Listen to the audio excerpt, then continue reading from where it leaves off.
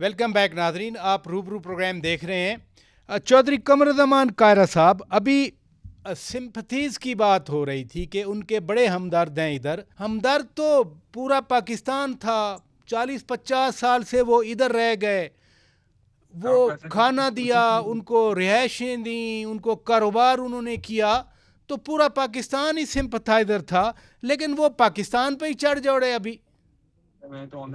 प्राचा साहब जिन सिंपथाइजर का जिक्र कर रहा है वो एक खास सियासी फिक्र है, सियासी सोच है जो उनको सपोर्ट करती है कि वो हमारे भाई हैं, हमें उनके साथ मामला करना चाहिए, डायलॉग करना चाहिए।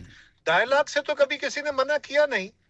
हम कब कह रहे हैं डायलॉग नहीं करना चाहिए? सारा मुल्क कह रहा है, लेकिन डायलॉग क्या करना चाहिए? डायलॉग पे वो आने को तैयार नहीं है, बातें करते हैं, लेकिन अमलन तालिबान जो पाकिस्तान के अंदर खराबी पैदा कर रहे हैं, जिसको हम फितना और खारिज कहते हैं, ये अपने रास्ते से हटने वाले नहीं है। We have to fight them out, और कोई रास्ता नहीं है। लड़ाई कोई अच्छा काम नहीं, लड़ाई कोई आसान रास्ता नहीं, लड़ाई किसी एक फरीक के नुकसान में नहीं, यकीनन दोनों फरीकों के नुकसान में होती है। नहीं, देखे ना, बार बार मीडिएशन हुई, तुर्की ने, सऊदिया ने, कतर ने। जी जी, मैं यही तो कह रहा हूँ। ये सारे रास्ते इख्तियार होने के बाद अब हमारे पास और ऑप्शन है क्या? यही ऑप्शन है जो हमने इस्तेमाल किया है, और अब इसको मंतकी अंजाम तक पहुंचाना चाहिए। वेल सेड, मंतकी अंजाम तक आना चाहिए।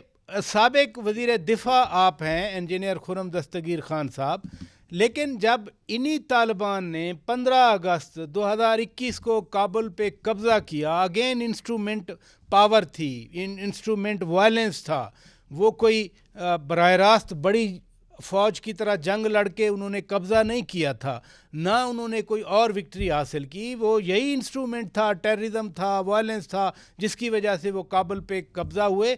तो सिंपथी तो उस वक्त भी इस्लामाबाद में मौजूद थी।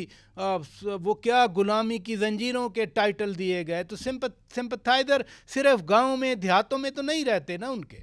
जी, लेकिन इस्लामाबाद की जो सिंपथी थी उसको बड़ा खूबसूरत नाम दिया गया था, स्ट्रेटेजिक डेप्थ से कहा जाता था, और ख्याल ये था कि अगर हिंदुस्तान के खिलाफ जंग होगी तो अफगानिस्तान हमें एक तज़वीराती गहराई फराहम करेगा।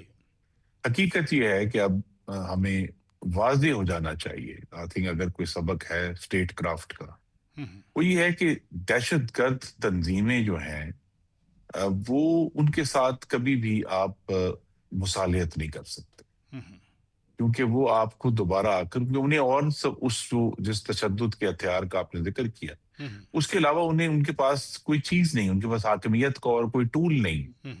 तो यहाँ जबकि हमें ये हमारी उम्मीद थी कि हम कह सकते हैं कि अब 20 साल जब अमेरिका अफगानिस्तान में मौजूद था, इन्हीं तालिबान की बहुत सारी जो लीडरशिप थी वो पाकिस्तान में मौजूद थी या होती थी, या उनके खानदान मौजूद थे, तो एक सपोर्ट पाकिस्तान ने फराहम की।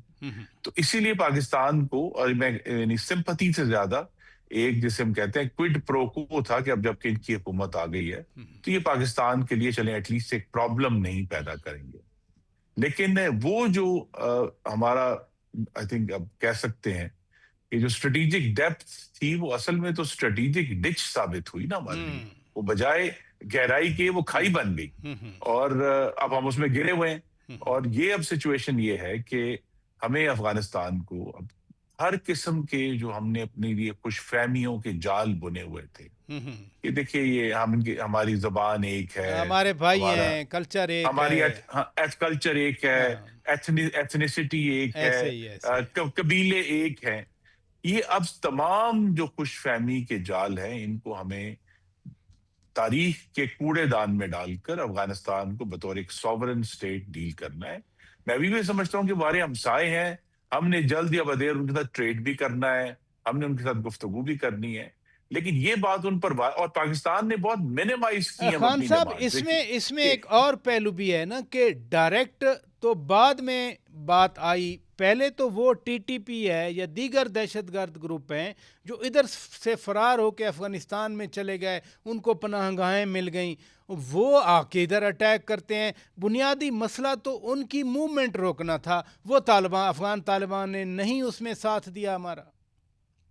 نہیں دیکھیے یہ اتنا سادہ نہیں ہے. اگر اس مہینے کے آغاز میں اقوام متحدہ میں ایک رپورٹ پیش کی گئی جو اینٹی ٹیررزم کے اوپر ان کا ایک ریزولوشن تھا بڑا فیمس 1262 یا 1263 اس کا نام, اس کی ایک رپورٹ پیش کی. اس کے اندر دو باتیں بڑی اہم ہے پراز صاحب.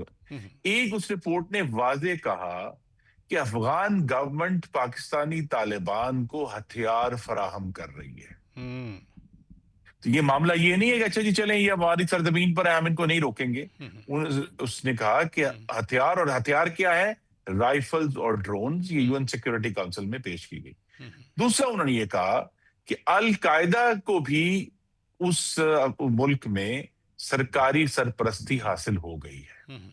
اب یہ جو کنیکشن ہے یہ اس کا نتیجہ ہم نے کل پھر بالآخر دیکھا ہے کہ ہمارا جو خیال تھا کہ چلیں اگر وہ ان لوگوں کو جو پاکستان پر حملہ آور ہیں ان کو روک نہیں سکتے یا ان کو سزا نہیں دے سکتے, لیکن کم از کم جو ہم ڈیمانڈ کرتے ہیں کہ افغان سرزمین پاکستان پر حملے کے لیے استعمال نہیں ہوگی.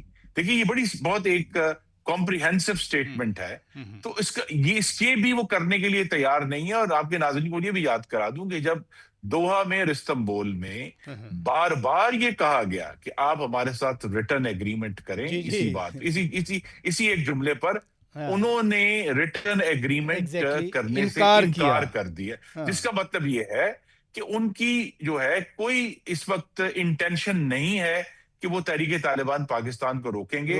اور میں پھر ایشو یہ کروں گا, ہندوستان کا یاد کراؤں گا کہ ہندوستان کی جو ان کو سرپرستی حاصل ہے, تو لہٰذا اب جو میں یہ بات سٹیٹمنٹ دینا چاہتا ہوں کہ تحریک طالبان پاکستان جو ہے اس وقت افغانستان کی جو بھی یہ عبوری حکومت ہے اس کا ایک ہتھیار ہے, ایک آلہ ہے جس کے ذریعے چاہے وہ اپنے مقاصد بھی حل کریں اور ہندوستان کے مقاصد بھی حل کریں. پاکستان کے اندر 3 محاذ کھلے رہے, مشرقی محاذ بھی, مغربی محاذ بھی اور اندرونی محاذ بھی. ویسے جو آپ نے فرمایا, جو کریکٹرائزیشن آپ نے افغان طالبان کی آج D G I S P R کی پریس کانفرنس تھی, انہوں نے بھی یہی بات کی کہ افغان طالبان ہی تمام دہشت گردوں کی پشت پہ ہیں. ایمبیسڈر آصف درانی صاحب, جب ہم سمپتھائزر کی جو رپورٹ ہے وہ بڑی کمپریہنسو ہے, بالکل واضح طور پہ ان کی حکومت سپورٹ کرتی ہے. جی ایمبیسڈر آصف درانی صاحب, سمپتھائزر کی بات ہو رہی تھی, آپ چونکہ سفارتی محاذ پہ رہے ہیں, جب وہ آئے 15 اگست 2021 کو اسلام آباد تو خوش تھا, تو اس وقت کوئی ریڈنگ ایسی نہیں تھی ہماری. یہ تو اب ایک لمبی بحث ہے, اس میں ہم جو ہے طالبان کے ساتھ بھی چینج آیا, اس میں ہم تو طالبان کے لانے میں ہمارا کوئی ہاتھ تو نہیں تھا. وہ طالبان نے امریکہ کے ساتھ جو ہے معاہدہ کر کے وہ آئے, دونوں جو ہے ہاتھ ملائے مسکراتے ہوئے, وہ امریکی رخصت ہو گئے اور طالبان آ گئے. انہوں نے بغیر ایک گولی چلائے کابل پہ قبضہ کر لیا. وہ جو سو کالڈ جمہوری حکومت کہلاتی تھی جس نے 20 سال رہا, وہ اس کی 3 لاکھ کی فوج تھی, وہ میلٹ ڈاؤن ہو گئی, پتہ ہی نہیں چلا کہ وہ فوج کہاں گئی. تو طالبان کو اس طرح سے ایک واک اوور مل گیا, اور اس واک اوور کے زوم میں بھی یہ جو ٹی ٹی پی والے تھے, وہ ان میں کافی لوگ جو تھے وہ اشرف غنی کی جیل میں تھے. پھر یہ طالبان نے جو جیل کھولی ہیں تو اس میں اپنے لوگ بھی چھڑا لیے, ٹی ٹی پی والے پہ آ گئے, اور ٹی ٹی پی کو جو ہے کھل کھیلنے کا موقع ملا کہ وہ ان کے نزدیک جو ہے افغان طالبان کے لیے it was a pay back time, کیونکہ ٹی ٹی پی والے جو ہے وہ افغان طالبان کے ساتھ ساتھ لڑ رہے تھے جب امریکہ اور کولیشن فورسز یا نیٹو فورسز جو ہیں وہ ساتھ تھے.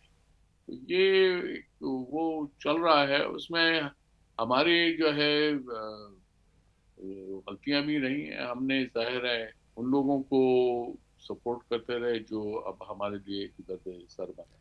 تو پھر ہماری توقعات, جو جن لوگوں کو ہم نے سپورٹ کیا, ان سے وابستہ توقعات غیر منطقی تھیں, یا اب وہ چونکہ انڈیا کے ہاتھ میں آ گئے تو انڈیا سمارٹ ہو گیا پاکستان سے بھی زیادہ؟ نہیں, میرے خیال میں یہ غیر منطقی توقعات تھی. آپ نے دیکھ لیا وہ طالبان آتے انہوں نے تو اپنا یہ ایک جو ہے اپنے آپ کو اس طرح پیش کیا کہ اب بھی وہ پرانے طالبان نہیں ہیں، وہ بدل گئے ہیں، انہوں نے کافی سبق سیکھا ہے. پھر وہ جب عورتوں کے حقوق کے بارے میں کہا، انہوں نے کہا نہیں، ہم جو ہے برابر کے حقوق ہوں گے، ان کے کوئی مسئلہ نہیں ہوگا، وہ کام بھی کر سکیں گے. یہ سب پھر بعد میں جھوٹ ہو گیا. تو یہ ایک آپ سمجھ سکتے ہیں کہ جو پاور پلے ہے افغان طالبان کا، وہ ایک ملیشیا کے طور پہ اپنے آپ کو بیہیو کر رہے ہیں، وہ حکومت کے طور پہ بیہیو نہیں کر رہے. اور یہی ہے ہمارے لیے مسئلہ. خالی ہمارے لیے مسئلہ نہیں ہے، یہ مسئلہ جو افغانستان کے امیڈیٹ نیبرز کے لیے رہے گا. ہمارے ساتھ یہ زیادہ اس لیے ہو گیا ہے کہ یہ لوگ یہاں رہتے رہے ہیں، اور پھر افغان مہاجر بھی ادھر زیادہ تھے، پھر کامن ایتھنیسٹی بھی ہے، تو اس لیے گھل مل جاتے ہیں، ان کا پتہ نہیں چلتا تھا، باقی جگہوں پہ یہ ایکسپوز ہو جاتے تھے. یہ چیزیں ہمارے لیے یہ فیکٹرز ہیں مل کے. اور پھر ہم نے جو ہے ہمارے جو لوگ تھے وہ بھی کچھ زیادہ ہی ان پہ مہربان ہو گئے، صدقے واری جانے لگے، تو اس سے ان کے دماغ بگڑ گئے. یا ہمیں ایک رسپیکٹیبل ڈسٹنس رکھنا چاہیے تھا، جو کہ نہیں رکھا گیا ان کے ساتھ، اور آج ہم اس کو فیس کر رہے ہیں. اور غلطیاں کا خمیازہ بھی ہم بھگت رہے ہیں. ادھر رکیے گا.